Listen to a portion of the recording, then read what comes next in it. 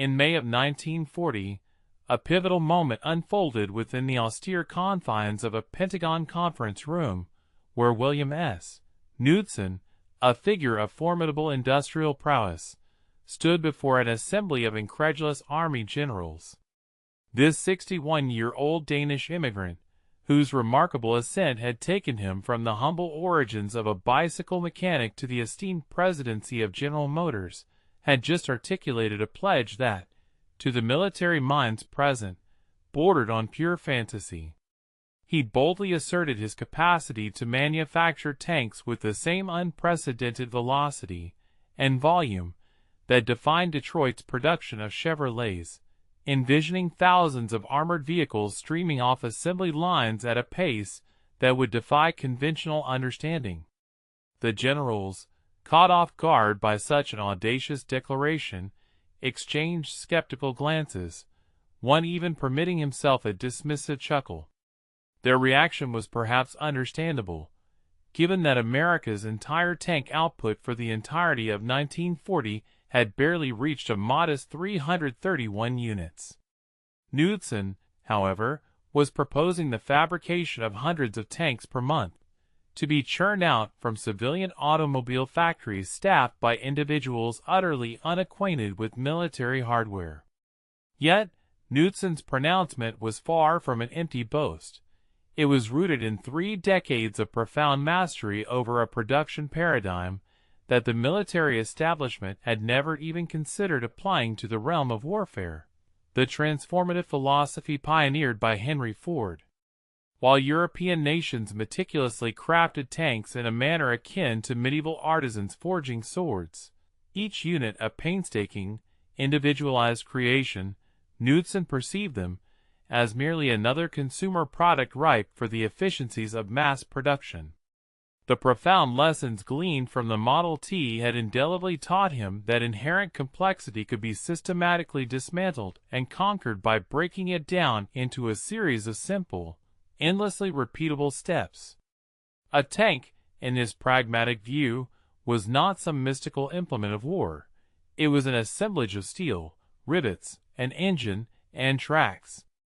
If the American industrial apparatus could produce 15,000 automobiles daily across the nation, then, by logical extension, it could certainly build 500 tanks.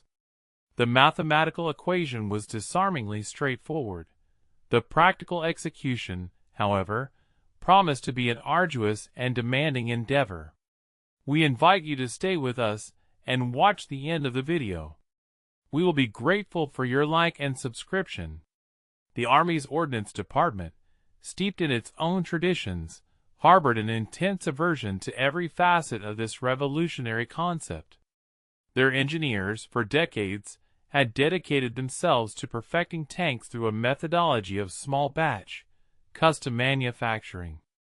Each M2 medium tank, for instance, necessitated the meticulous efforts of highly skilled machinists, diligently working from intricate blueprints, hand-fitting components, and treating every single vehicle as a unique, singular creation. Production, consequently, proceeded at a glacial pace, precisely because this deeply ingrained culture of craftsmanship inherently demanded considerable time. Knudsen's radical proposal, therefore, represented a direct affront to their entire philosophical foundation. He aimed to systematically de-skill the manufacturing process, distilling it into idiot-proof steps, enabling the employment of virtually anyone off the street, all with the singular goal of relentlessly churning out identical machines. To the ordnance officers, this was not a pathway to efficiency. It was, in their estimation, nothing short of industrial barbarism. One colonel, in a particularly scathing rebuke, famously characterized it as the automotive industry's arrogance, thinking war is just another product line.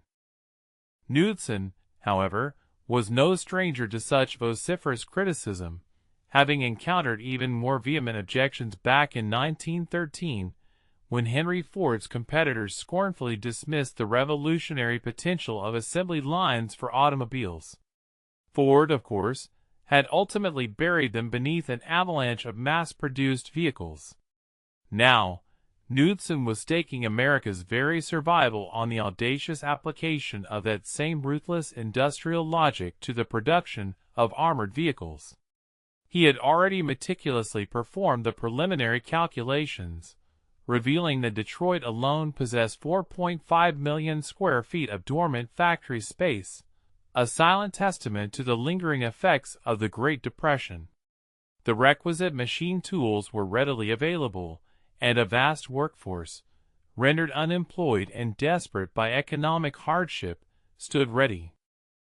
The only missing ingredients were the official sanction, and a tank design sufficiently simplified to lend itself to mass production.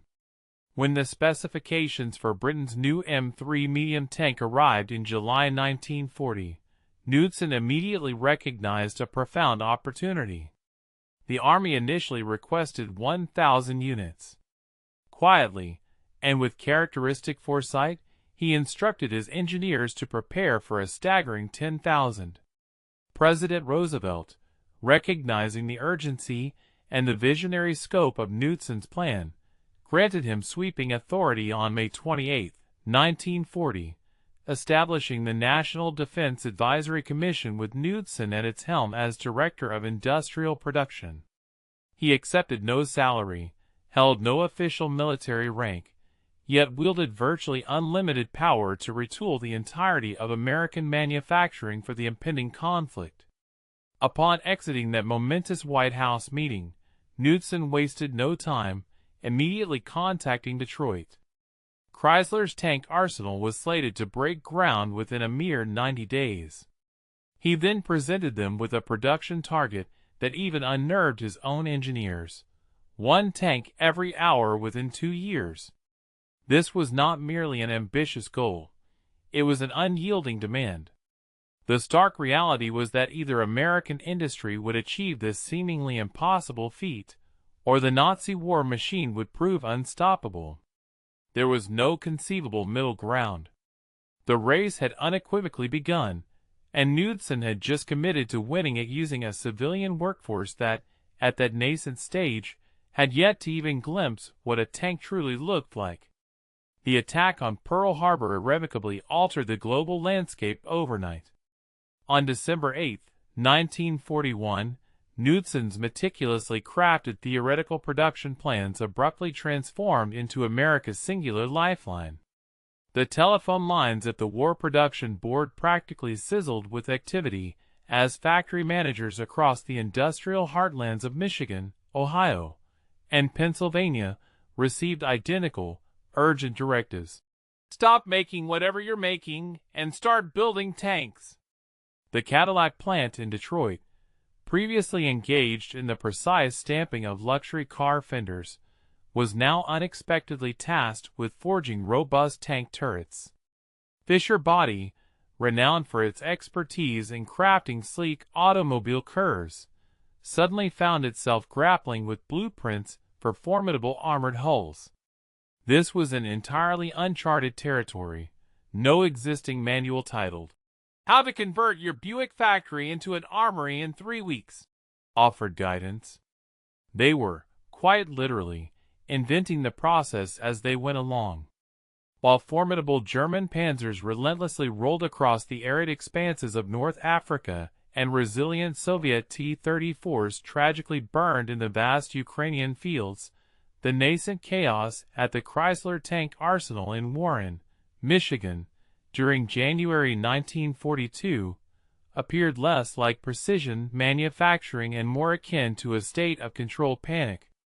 Workers arrived at sprawling buildings where the concrete on the factory floor was still in the process of curing. The very concept of an assembly line existed only as ephemeral chalk marks scrawled on the bare ground. Crates overflowing with tank components arrived before anyone had determined appropriate storage locations, resulting in their haphazard piling in parking lots, inadequately sheltered beneath tarpaulins.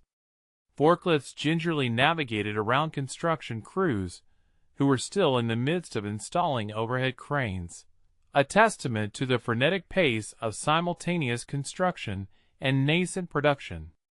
The initial M3 Lee medium tanks assembled there in April 1942 were, in essence, bespoke, hand-built creations, each vehicle consuming a laborious 2 weeks to complete, a pace even slower than the craftsman-driven approach Knudsen had so confidently promised to supersede. Engineers, often standing directly on the factory floor, found themselves literally rewriting blueprints in real time as they discovered that tolerances which functioned perfectly in prototypes utterly failed when subjected to the demands of large-scale production. Training, moreover, evolved into an unforeseen nightmare. While a building could be retooled in a matter of months, the challenge of transforming a recently laid-off restaurant cook into an individual capable of welding armor plate that had to withstand armor-piercing rounds was monumental. The traditional approach, involving apprenticeships spanning several years, was simply unfeasible. Knudsen's training director, a former Ford efficiency expert named Carl Bailey, devised a radical, unconventional solution. They meticulously dissected the complex art of welding into precisely 17 specific techniques absolutely essential for tank production, deliberately omitting anything superfluous. A recruit, therefore, did not aspire to become a master welder. Instead, they were rigorously trained to execute one perfect weld in one specific location, repeating the action tirelessly, 10 hours a day. This innovative methodology represented the assembly line philosophy applied directly to human beings. Critics derided it as dehumanizing, yet Bailey steadfastly maintained that it was the only viable means to achieve a production rate of 1,000 tanks per month with a workforce that, just 3 weeks prior, had never even held a welding torch. The formidable material bottlenecks, however, very nearly choked off production before it could even properly commence. Armor plate emerged as the critical constraint. Only a select handful of American steel mills possessed the immense rolling capacity required to produce the thick, hardened steel necessary for tank hulls, and these facilities were already severely backlogged, primarily supplying the nation's burgeoning shipyards. In February 1942, Knudsen personally journeyed to Bethlehem Steel's plant in Pennsylvania and extended an offer that the CEO found impossible to decline: substantial government financing for the construction of a brand new plate mill that would effectively triple their output, but with the non-negotiable condition that they deliver the first production run to Detroit within 90 days. Remarkably, they accomplished this feat in a mere 87 days. Concurrently, the pervasive shortage of materials compelled engineers to exercise considerable ingenuity. The M3's riveted construction, a feature that traditionalists had adamantly insisted upon, suddenly became a significant liability. Rivets were time-consuming to install and necessitated pre-drilled holes with exacting precision. Welding, while inherently faster, demanded a higher degree of skill. The pragmatic compromise involved accelerating welding training, simplifying the designs of the joints, and accepting an initial 15% reject rate that the stringent quality control protocols would ultimately identify and address. By March 1942, the Chrysler line finally began to achieve a consistent rhythm, producing 4 M3 Lees per day. While this output was still a considerable distance from Knudsen's ultimate vision, it represented tangible progress. Then, the Army once again altered the entire landscape. They now demanded the new M4 Sherman instead, a demonstrably superior design, but one with entirely different production requirements. Every jig, every specialized tool, every meticulously developed training program built around the M3 instantly became obsolete. Knudsen, however, remained unflustered. He had anticipated precisely this kind of dynamic shift. War, he understood, does not wait for ideal conditions. One must adapt or face inevitable defeat.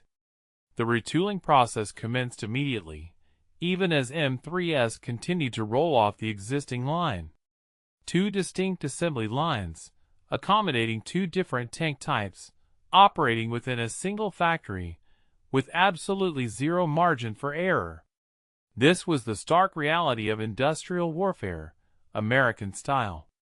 The M4 Sherman, which materialized on blueprint paper in August 1941, represented a 30-ton mechanical leviathan, posing a formidable challenge for mass production. It comprised approximately 8,000 individual components, a figure that did not even account for the 50,000 rivets utilized in some variants. The Wright R-975 radial aircraft engine alone contained 847 separate parts. Its intricate transmission demanded 23 precision gears, meticulously machined to tolerances as fine as 1/1000th of an inch. The vertical volute suspension system incorporated 48 bogie wheels per tank, each requiring individual rubber cushioning. Army Ordnance had unequivocally designed it for unparalleled battlefield superiority, not for the inherent efficiencies of factory production. Knudsen's engineers, upon reviewing the daunting specifications, immediately recognized their paramount task, a surgical dissection of this mechanical beast, simplifying every conceivable aspect and rendering it so straightforward that, hypothetically, someone's grandmother could competently assemble a section without error. The pivotal breakthrough emerged from the ingenuity of a GM engineer named John Widley, who possessed 2 decades of experience designing Cadillac transmissions. In September 1941, he convened his team and, with a piece of chalk, sketched a radical concept on a blackboard, to treat the Sherman not as a single, integrated machine, but as 7 distinct major sub-assemblies that could be constructed simultaneously in disparate locations, subsequently to be married together in the final assembly stage. These key sub-assemblies included the hull, turret, engine, transmission, suspension, electrical system, and armament. Each of these sub-assemblies would, in turn, possess its own dedicated production line, feeding seamlessly into the main artery of the final assembly process. A specialized production line, intricately designed, fed directly into the primary manufacturing artery. The tank hull, a foundational element, was meticulously deconstructed into 22 distinct workstations, each assigned a singular, precise function. For instance, Station 7 was exclusively tasked with the installation of transmission mounting brackets, while Station 14 dedicated its entire operation to welding the bow gunner's hatch. This sophisticated approach transcended traditional tank construction. It manifested as a meticulously choreographed industrial ballet, wherein 300 workers executed their individual movements with impeccable synchronization and fluid precision. Ford's renowned River Rouge plant elevated this manufacturing philosophy to an unprecedented degree through its comprehensive vertical integration. Knudsen, deeply impressed by Henry Ford's pioneering vision of a factory where raw iron ore entered one end and fully assembled automobiles emerged from the other, resolved to apply this radical methodology to the production of armored vehicles. Consequently, crude steel arrived at the Rouge plant's formidable blast furnaces, was subsequently rolled into robust armor plate within their proprietary mill, precisely cut to size in their advanced stamping facility, then expertly welded into formidable hulls in Building B. These hulls were then seamlessly coupled with engines from Building C, culminating in completed tanks that rolled off the opposite end of the facility a mere 48 hours after the initial steel had been molten. Every single component of the Sherman tank, with the sole exception of its main gun, was fabricated entirely on site. This comprehensive self-sufficiency offered a pivotal advantage. Should a design flaw manifest, engineers could implement a correction directly within the steel mill and observe its integration into finished tanks within a remarkable 2-day timeframe, rather than enduring weeks of delay awaiting external suppliers. Therefore, speed was not merely about rapid movement, it was fundamentally about systematically eradicating every potential impedance within the intricate production chain. The turret, however, presented a particularly complex challenge. Please stay with us and watch the end of the video. We will be grateful for your like and subscription. Initial designs for the turret introduced considerable complications. They necessitated a colossal casting, a singular, intricately formed piece of steel weighing an imposing 3 tons. Only a select handful of foundries across America possessed the specialized capability to pour castings of such immense scale, and the resultant reject rate proved devastatingly high. Nearly 40% of these massive turret castings failed stringent quality inspection due to the presence of internal air pockets or the development of cracks during the critical cooling phase. Each such failure not only mandated the costly remelting of tons of steel, but also imposed a substantial 2-week setback on the production schedule. Pacific Car and Foundry, situated in Seattle, ingenitively resolved this formidable hurdle by pioneering a welded turret design. This innovative approach utilized multiple flat plates, meticulously joined together, as an alternative to the cumbersome and error-prone single complex casting. Although this welded variant was inherently heavier and arguably less aesthetically refined, a point that ordnance officers vehemently disliked on principle, its immense practicality was undeniable. Crucially, its implementation caused the production yield to soar dramatically to an impressive 94%. Knudsen, recognizing the immediate and profound strategic advantage, swiftly sanctioned this design alteration, overriding the Army's initial objections. His guiding principle was unyielding and pragmatic. Tanks on the battlefield beat perfect tanks on the drawing board. This straightforward and results-oriented standard was his singular measure of success. The concept of standardization ascended to the status of a sacrosanct doctrine, as numerous factories commenced the mass production of Shermans. Initially, prominent manufacturers such as Chrysler, Fisher, Ford, Federal Machine, Pacific Car, Press Steel, and Baldwin Locomotive each harbored intentions to introduce their own perceived design enhancements. Chrysler, for instance, believed its transmission design superior, while Fisher advocated for an alternative engine mount. Knudsen, however, mercilessly suppressed these divergent aspirations. His decree was absolute. Every factory would construct identical Shermans, adhering to precisely matching specifications, employing uniform tooling, and utilizing consistent manufacturing processes. It was imperative that all components be perfectly interchangeable across every single tank, irrespective of its originating factory.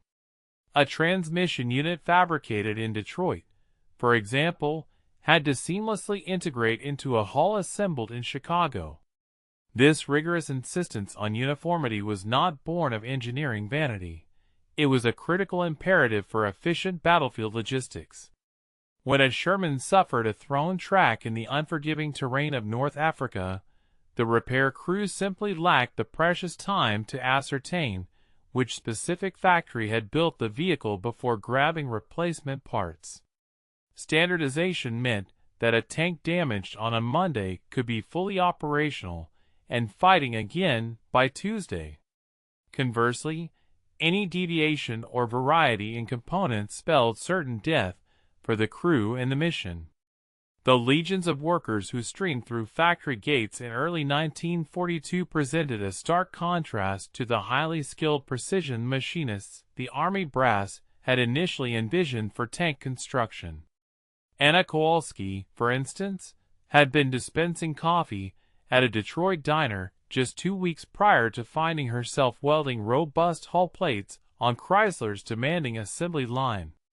James Washington, a 58-year-old sharecropper from Alabama, had never operated machinery more intricate than a mule plow, yet he was now expertly installing complex transmission assemblies.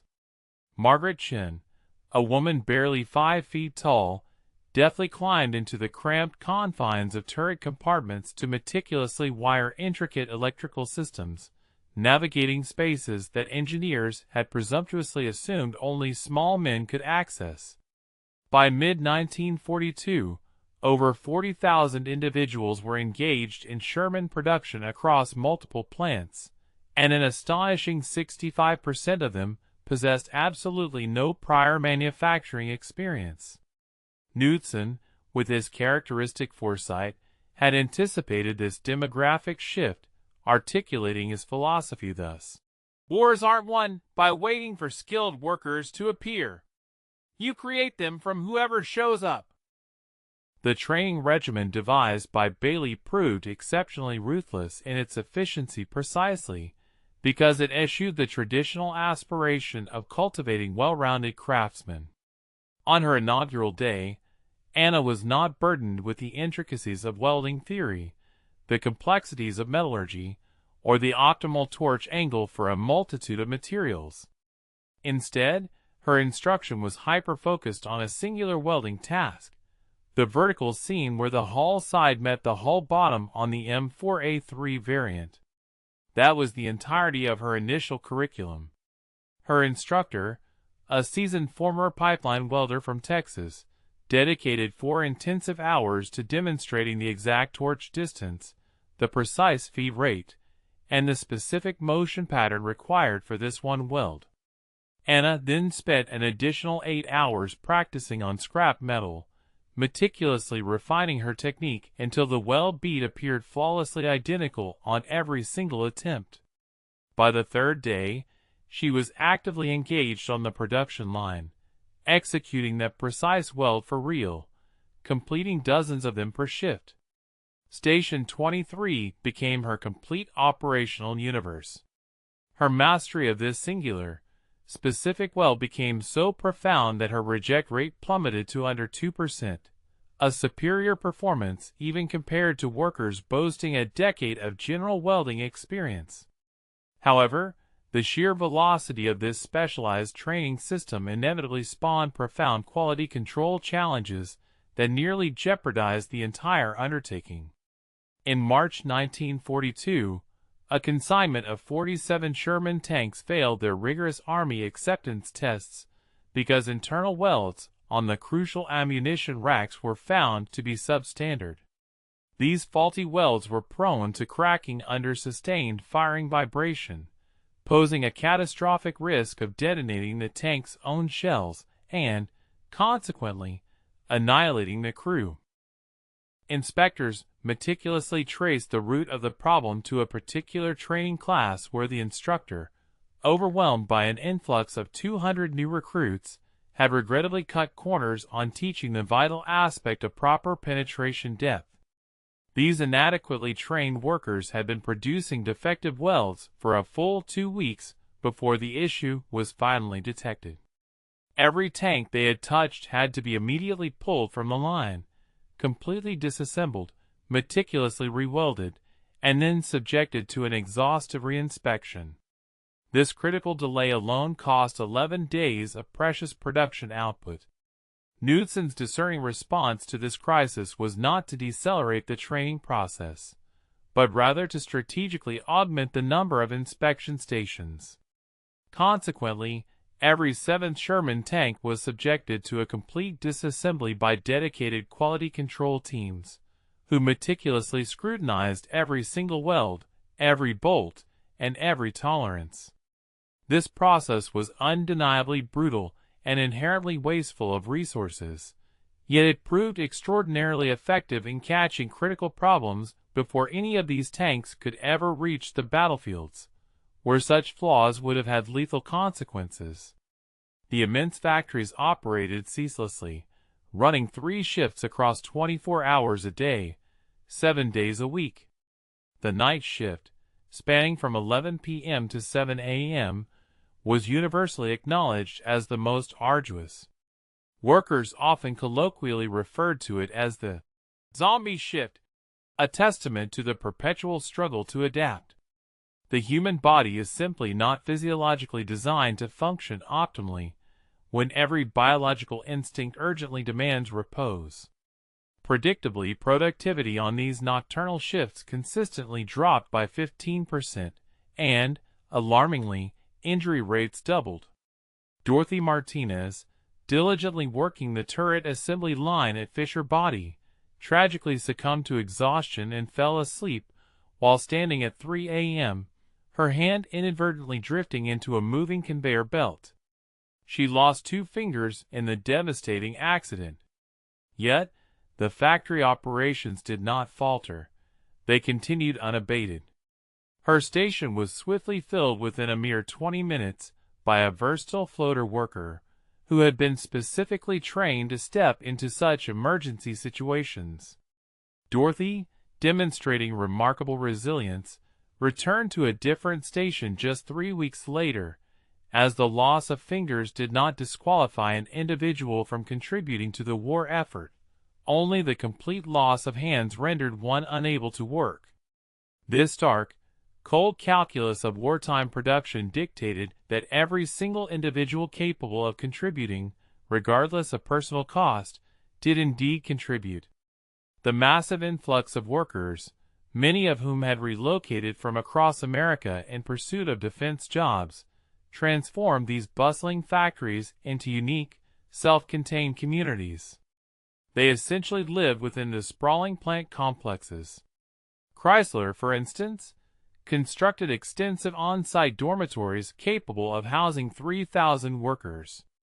The factory cafeteria alone served an astonishing 15,000 meals per day, catering to all shifts. Essential services, including a barber shop, a medical clinic, and even a small post office, operated conveniently within the vast factory complex. Children attended daycare in converted storage buildings, while their mothers welded thick armor plate a mere 200 feet away. The traditional demarcation between civilian life and the demands of war production dissolved completely. Workers ate where they toiled, slept in close proximity to their workplaces, and their closest friends were often the individuals who shared their specific workstation. When the public address system triumphantly announced Allied victories in North Africa during lunch breaks, the resounding cheers reverberated off the steel rafters because everyone understood implicitly that those were their tanks, the fruits of their collective labor, achieving those crucial triumphs. Every Sherman tank that rolled off the assembly line carried within it a fragment of 40,000 individual stories, the vast majority of which would, regrettably, never be fully told.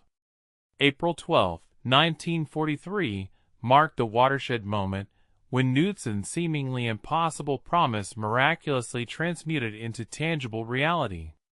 At the Grand Blanc Tank Arsenal, an immense complex sprawling across 113 acres of what was once verdant Michigan farmland, Sherman No. 1000 majestically rolled off the line at 2:47 p.m., precisely 55 minutes after its predecessor, Sherman 999.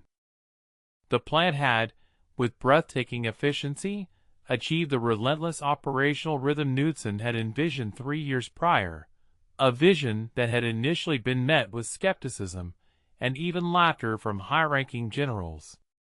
A complete M4A3 Sherman medium tank, fully assembled, every system rigorously tested, and unequivocally ready for combat, was now emerging from final inspection every 55 to 60 minutes, hour after hour, shift after grueling shift.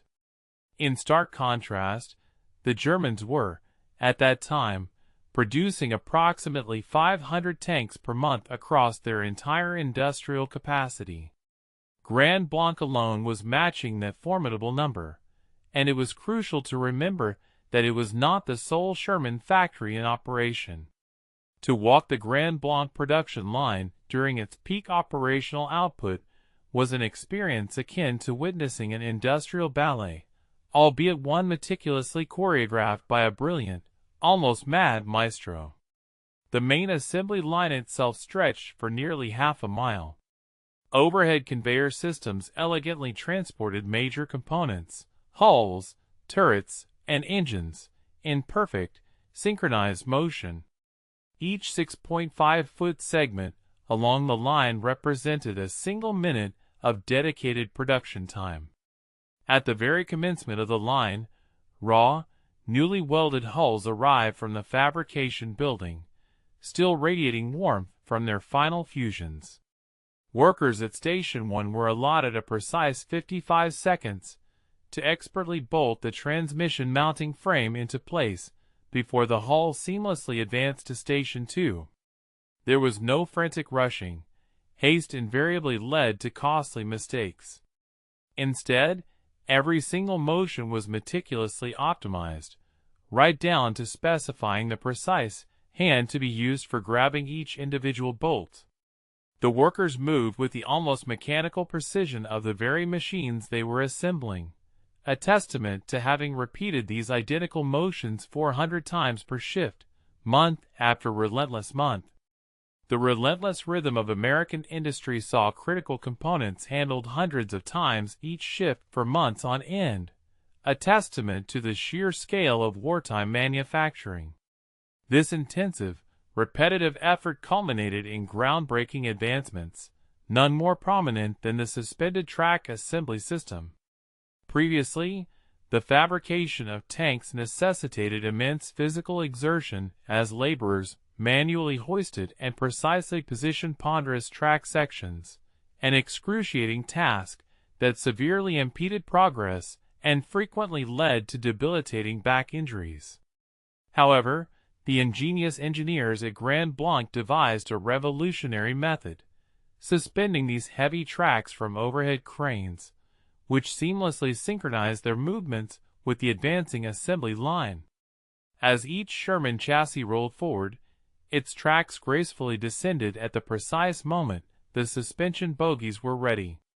Workers then skillfully guided them into their designated positions, where pneumatic tools swiftly secured the connecting pins in a remarkable 90 seconds flat. This innovation dramatically slashed a 45-minute ordeal of strenuous labor to less than 2 minutes. Such a singular advancement, replicated across 8 distinct workstations, collectively saved nearly 6 hours per tank. When multiplied by the daily output of 16 tanks, this pure gain in efficiency translated into the astonishing production of an additional armored battalion every single week. The engine marriage station represented a crucible where meticulous planning either culminated in perfect integration or dissolved into spectacular failure. Here, the formidable Continental R975 radial engine, a colossal piece of machinery weighing 1,100 pounds, had to be precisely united with the transmission. Simultaneously, it required connection to a complex network of fuel lines, oil lines, coolant lines, the electrical harness, and the exhaust system, all within an unforgiving 12-minute time frame. A quartet of highly skilled workers enveloped each tank, executing a precisely choreographed sequence of actions.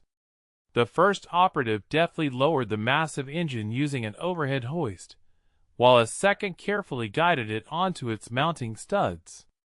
Concurrently, a third worker diligently connected the transmission coupling, as the fourth rapidly secured all electrical connections.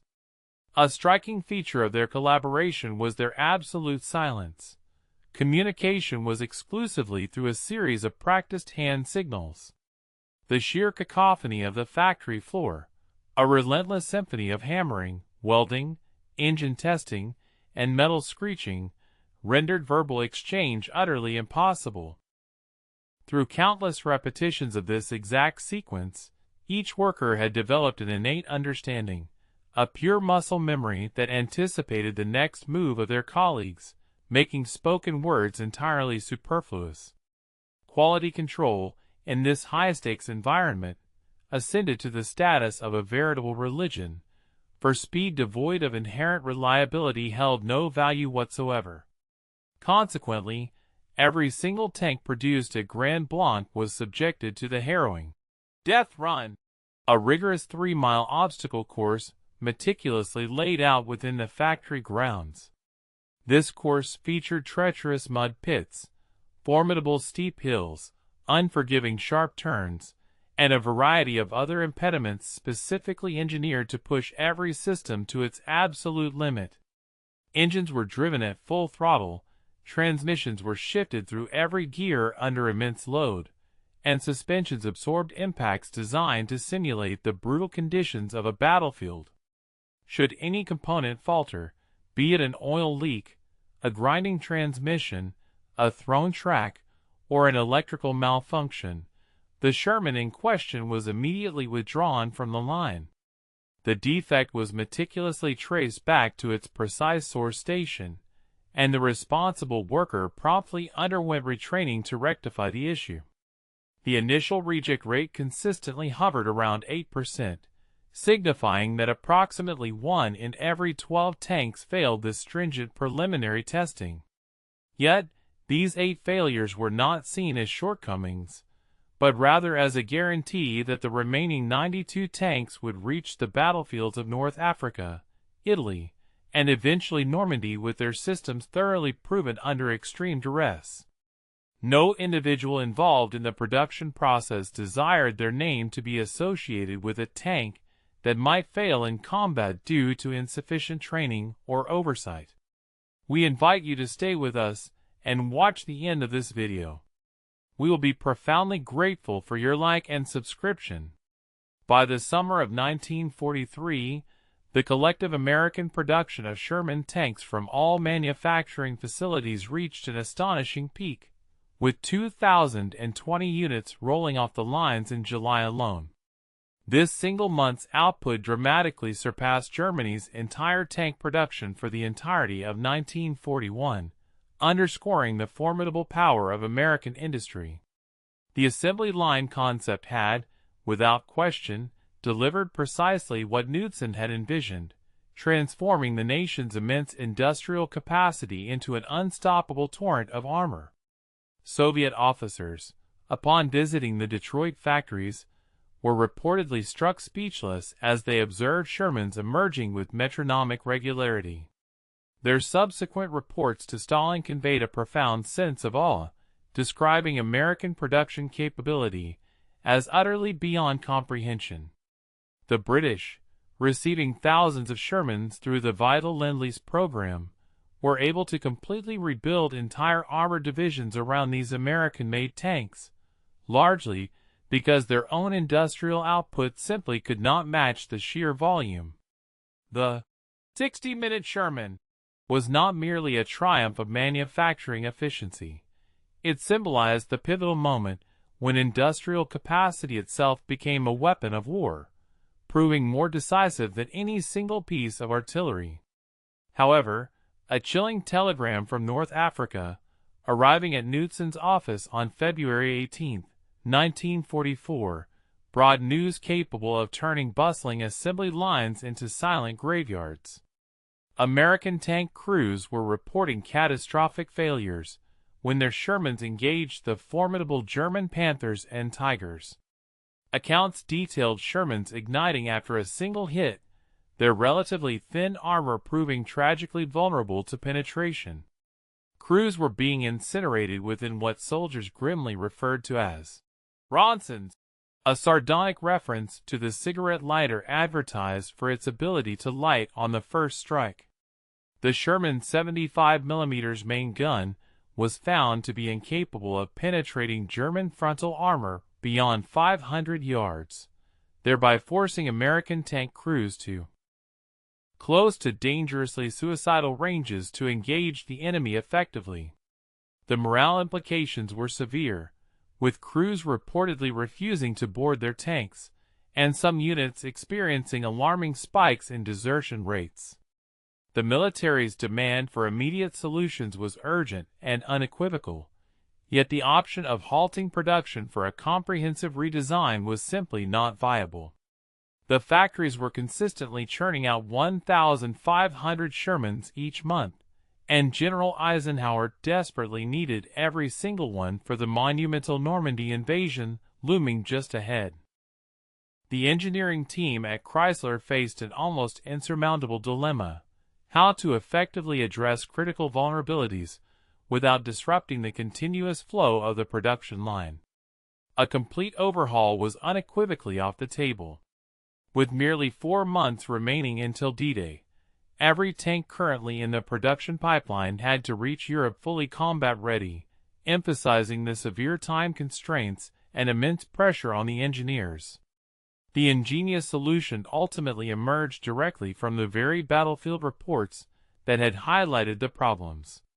Crews in the field, faced with immediate threats, were already jury-rigging their own improvements.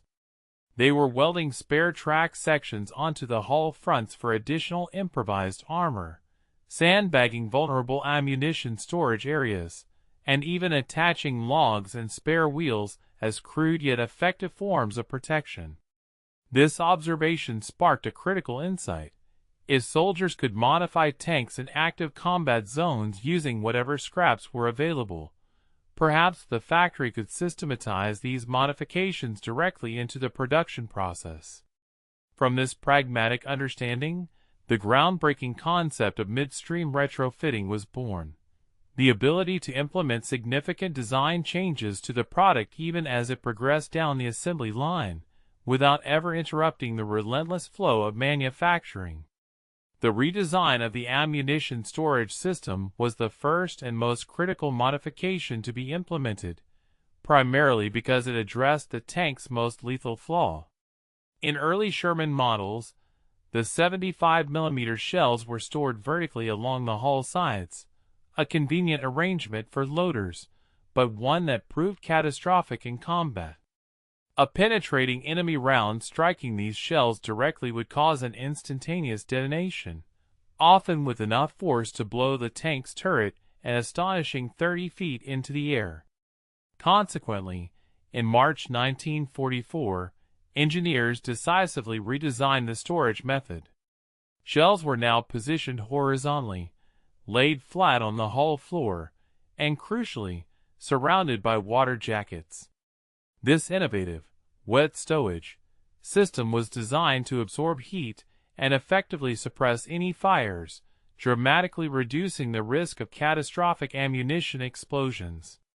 Implementing this vital change mid-production presented a significant logistical challenge, necessitating the addition of 3 entirely new stations to the assembly line without any reduction in the overall production pace.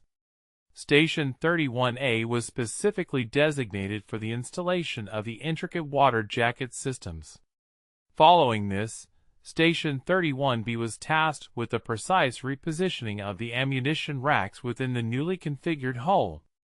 Finally, Station 31C was established to rigorously test the water circulation system, ensuring its perfect functionality.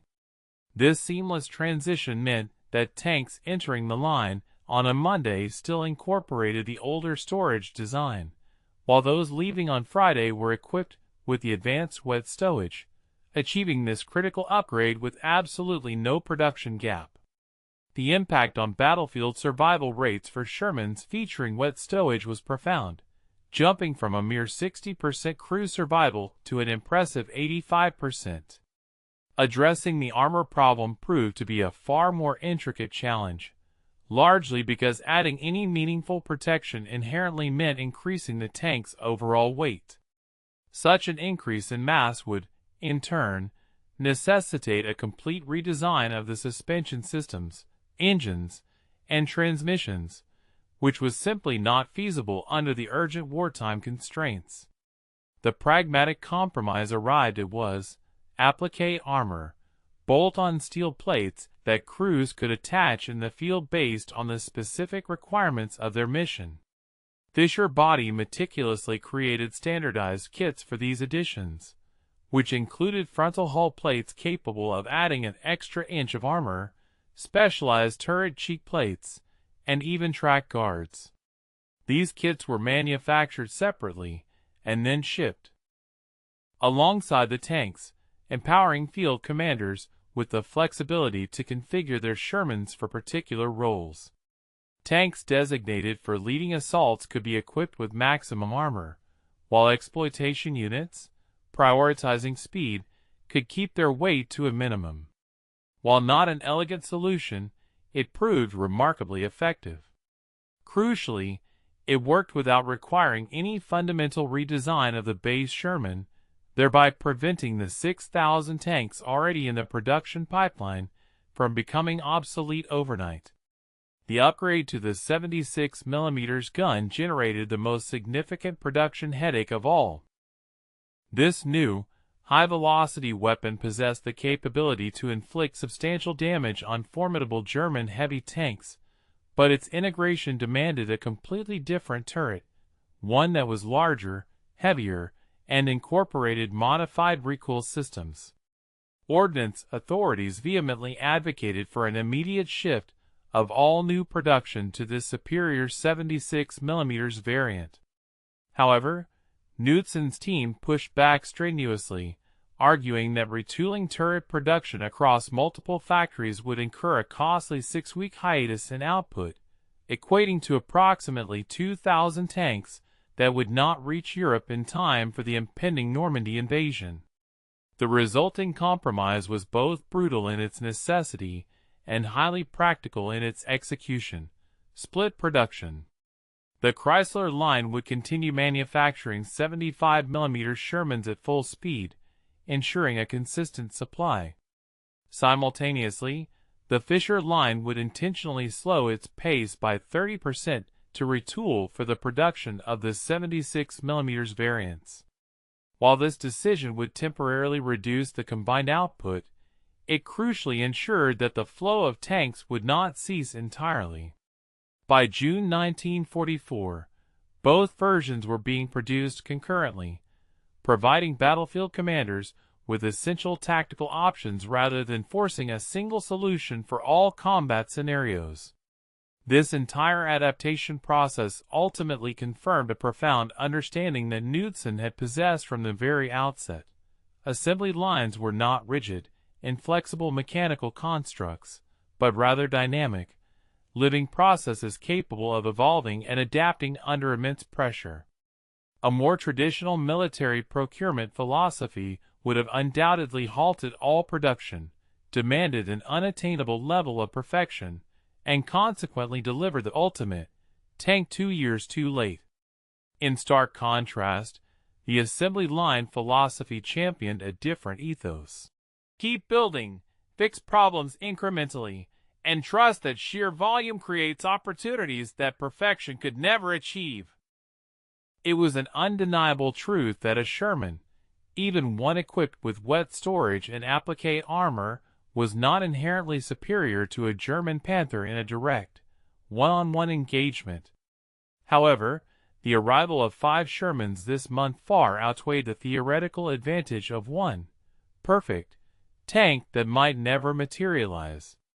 The production line continued its relentless roll, modifications were continuously introduced, and, most importantly, the tanks steadfastly reached the soldiers who desperately needed them. In the crucible of wartime, this was the sole metric that truly mattered, not the elusive pursuit of perfection, but the undeniable, life-saving presence on the battlefield. The conclusive production figures narrate a compelling story that German tank designers would undoubtedly have preferred never to hear. Between February 1942 and July 1945, American factories collectively produced an astounding 49,234 Sherman tanks. It is imperative to absorb that number slowly, 49,234, for it represents the monumental industrial chasm that ultimately decided the course of armored warfare in World War II.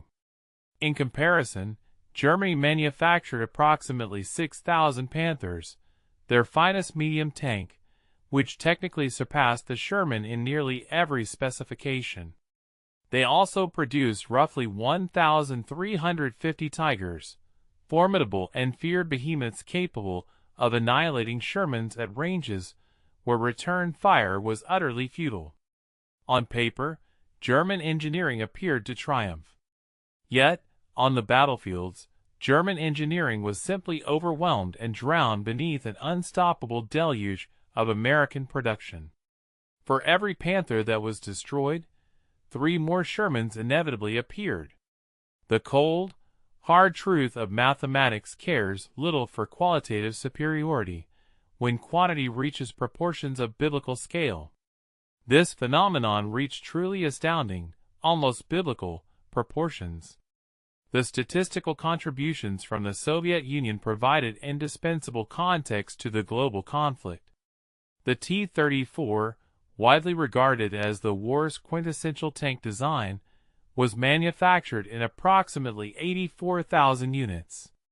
When tallying the combined output of American and Soviet factories, the total reached an impressive figure of approximately 180,000 armored vehicles. In stark contrast, the combined efforts of Germany, Italy, and Japan collectively yielded only around 50,000. The Axis powers found themselves embroiled in a formidable three-front war, confronting an adversary whose tank production capabilities outstripped their own by nearly a factor of 4. German tank crews frequently recounted the profound psychological torment of destroying 5, 6, or even 7 Sherman tanks in a single engagement, experiencing fleeting moments of triumph, only to witness 10 more cresting the distant hill behind them. This stark reality rendered tactical superiority utterly meaningless when the enemy possessed an inexhaustible capacity for absorbing losses that their own forces could simply not sustain. Each Sherman, brewed up or destroyed, represented perhaps a mere 2 hours of American industrial production capacity. Conversely, every Panther loss signified 2 weeks of German resources, a deficit that their struggling economy could never hope to recover. This insurmountable advantage in replacement rates utterly dismantled and rendered obsolete Germany's meticulously crafted armor doctrine. Panzer divisions, particularly in 1944, were conceived and structured around the fundamental premise that technically superior tanks, expertly operated by seasoned crews, could decisively defeat numerically larger forces through sheer tactical brilliance. This approach had proven remarkably effective in earlier campaigns across Poland, France, and the initial stages of the Russian front. When German tanks were technologically advanced, their crews were exceptionally well trained, and their logistical networks could reliably sustain their units. However, by late 1944, these foundational assumptions had catastrophically unraveled. A panzer division that suffered the loss of 30 tanks in battle might face a daunting 3-month waiting period for replacements, a direct consequence of German factories' inability to maintain pace with the demands of attrition. In stark contrast, an American armored division, after losing 50 Shermans, would typically receive full replacements within a mere 2 weeks, sometimes even in a matter of days. Units that, by all conventional military standards, should have been rendered combat ineffective after heavy engagements were astonishingly back at full strength before German intelligence agencies could even update their casualty reports. The Americans were not achieving victory through superior tactics. They were prevailing through the undeniable force of industrial inevitability. Stay with us and watch the end of the video. We will be grateful for your like and subscription. The devastating effects of the strategic bombing campaign on German production capabilities only served to exacerbate this already catastrophic disparity. The Alkit factory in Berlin, a crucial facility responsible for manufacturing Stu-G3 assault guns, suffered a direct hit from B-17 bombers in March 1944 and did not manage to return to full production for a crippling 4 months. Similarly, the Henschel plant in Kassel, which was tasked with constructing the formidable Tiger tanks, endured 6 separate bombing raids between September 1943 and March 1944, each incident causing weeks of debilitating delays in their output. Meanwhile, American Sherman production facilities remained entirely unmolested by strategic bombing. These factories operated continuously, running 3 shifts daily, and enjoyed unfettered access to an inexhaustible supply of raw materials. Steel shortages, a constant bane for the Axis, never once halted the prodigious output of Detroit's industrial might. Aluminum was abundantly available, and rubber was sourced from both natural plantations and rapidly expanding synthetic production facilities. After 1943, the ever-widening disparity in resources meant that German factories were engaged in a desperate struggle merely to maintain their existing output, while American factories were relentlessly optimizing their processes to build even more at an ever-increasing pace. The intricate logistical narrative woven by Sherman production was almost as critically important as the tanks themselves. Each individual Sherman tank necessitated a constant supply of spare parts, ammunition, fuel, and specialized maintenance equipment. American factories did not merely construct 49,234 tanks. They meticulously built the comprehensive support infrastructure required for 49,234 tanks. This included an immense inventory of spare transmission assemblies, replacement track sections, engine rebuilding kits, and a vast array of electrical components.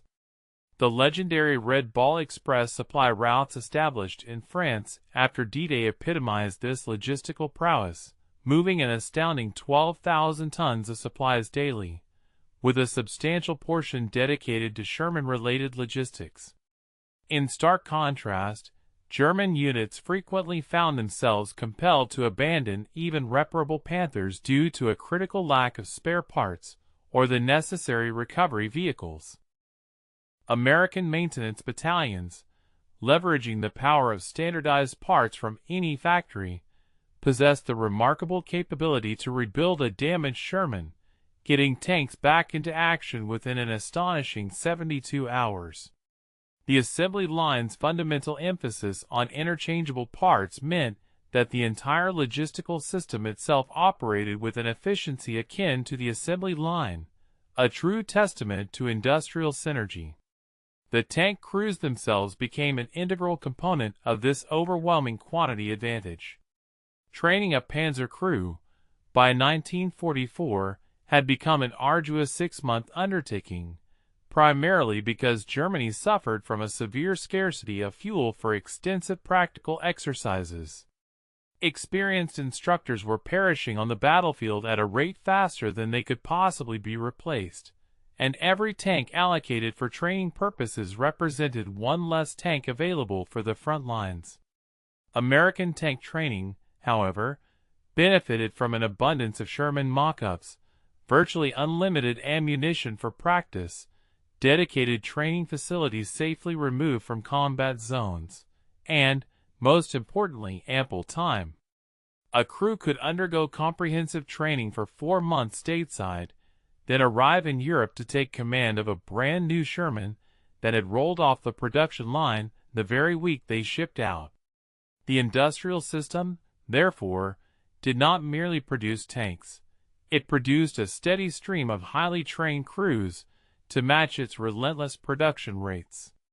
By 1945, the American armored force had evolved into a self-sustaining, perfectly synchronized system where production, training, logistics, and replacement mechanisms all moved forward at the same relentless and unstoppable pace.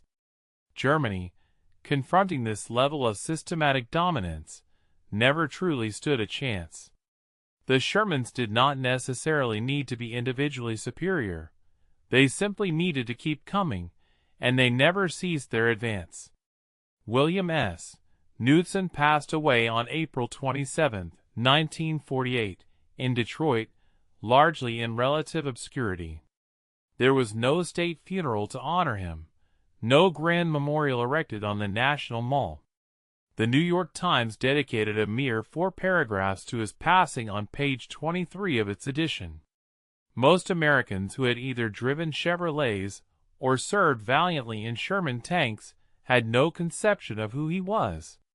Yet, this was the man who had been bestowed with a truly unique honor in American history. President Roosevelt personally commissioned him directly from a civilian role to that of a lieutenant general in January 1942, making him the only individual ever to bypass every single rank from private to a 3-star general. He wore the military uniform for 3 years, never once commanded troops in battle, never fired a single shot, yet he arguably contributed more to winning World War II than most battlefield commanders. General Dwight D. Eisenhower himself later asserted that Knudsen's contribution was as critically important as that of any general. However, history largely relegated him to footnotes, while enthusiastically celebrating the tank commanders who skillfully operated the very vehicles his ingenious system had created. The assembly line doctrine that Knudsen had so meticulously perfected did not perish with him. Instead, it metastasized and permeated every single corner of military production. The production of the B-24 Liberator bomber at the massive Willow Run plant directly utilized principles derived from Sherman assembly, eventually achieving an astonishing output of 1 bomber per hour. The Liberty ship program, a marvel of wartime engineering, constructed cargo vessels in an average of just 42 days, employing modular construction methods directly copied from tank production techniques. In the post-war era, the Pentagon permanently embedded civilian production experts into military procurement processes. The concept of the arsenal of democracy was no longer merely poetic language. It had become official, ingrained doctrine. America would never again rely on slow, bespoke military contractors hand-building weapons. Everything from colossal aircraft carriers to humble artillery shells would henceforth be designed with mass production as a fundamental requirement from day one. Wars, it was now understood, would be won in the factories long before soldiers ever fired the first shot. The Cold War defense industry ultimately became Knudsen's enduring legacy. When the Soviet Union emerged as the formidable new global threat, American military planning unequivocally centered on leveraging its production advantage. The M48 Patton tank, the M113 armored personnel carrier, and the M16 rifle were all meticulously designed with manufacturability as a primary, non-negotiable requirement, not a mere afterthought. Defense contractors were compelled to demonstrate their capacity to produce weapons at an immense scale, not just build technically superior prototypes. This overarching philosophy reached its zenith with the development of the M1 Abrams tank in the 1980s. The Lima Army Tank Plant in Ohio, constructed directly upon the foundational principles of Sherman production, possessed the capacity to produce an incredible 120 Abrams tanks monthly, a formidable 60-ton main battle tank rolling off the assembly line every 6 hours. While the sheer numbers did not quite reach the unprecedented levels of Sherman production, the underlying philosophy remained absolutely identical: overwhelm the adversary through sheer production capacity, rather than relying solely on marginal technical superiority.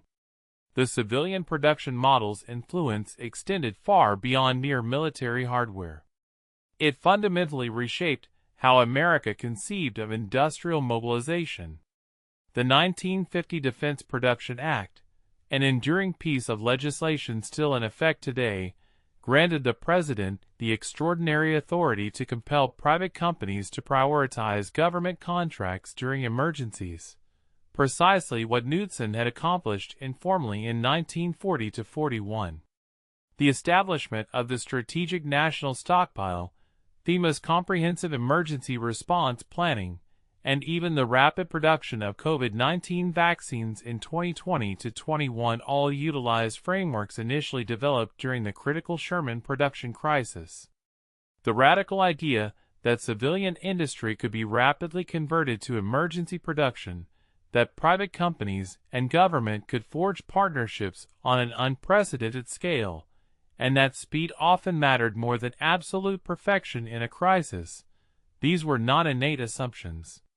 Knudsen conclusively proved their viability at a time when most experts declared them impossible. However, this powerful doctrine also carried inherent costs that few were willing to openly discuss. The assembly line philosophy prioritized quantity so intensely that quality sometimes suffered fatally. Sherman crews tragically paid the ultimate price in the searing deserts of North Africa and the treacherous hedgerows of Normandy, often burning alive inside tanks that were deemed good enough to produce quickly but were demonstrably not good enough to protect them adequately. The pervasive institutional bias toward mass production meant that the American military occasionally fielded equipment that was, by objective standards, inferior, simply because it could be manufactured faster. The M14 rifle, the M551 Sheridan tank, and the Bradley fighting vehicle all emerged as products of a system that, on occasion, valued production speed over actual combat effectiveness.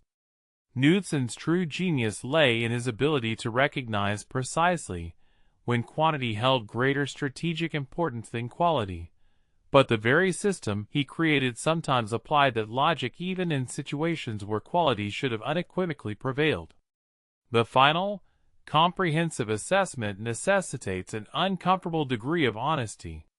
Knudsen's assembly line doctrine undeniably won World War II. There remains no serious or credible debate on that monumental fact. The astonishing 49,340 Shermans, meticulously produced by a workforce that had never built tanks before, delivered by a logistical system that, according to established military tradition, should never have functioned, utterly crushed Axis armor through its sheer, overwhelming, and relentless presence.